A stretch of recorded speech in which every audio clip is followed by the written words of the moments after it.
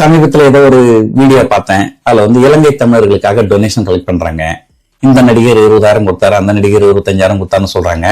விஜய் கூட கொடுக்கல. விஜயோடைய ரசிகர் மன்றம் வந்து ஒரு 500 ரூபாய் கொடுத்துருக்காங்க.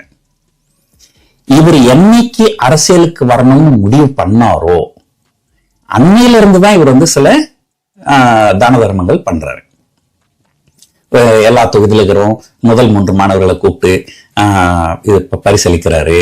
அந்த பரிசளிப்புக்கு வரும்போது என்ன பண்றாரு, ஊனமுற்ற குழந்தைகள் பக்கத்துல உட்கார்றாரு இல்லைங்களா.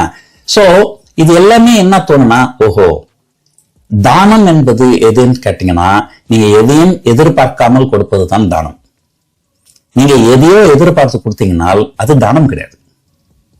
சோ கண்டிப்பா என்ன கேட்டீங்கன்னா, விஜய் செய்யறது தானம் கிடையாது. அரசியல்ல இவருக்கு ஒரு நல்ல இடம் கிடைக்கணும் அப்படிங்கிறதுக்காக இதை வந்து ஒரு முதலீடா தான் அவர் பார்க்கிறார தவிர, ஆனா விஜயகாந்தோ எம்ஜிஆரோ அப்படி சொல்ல முடியாது.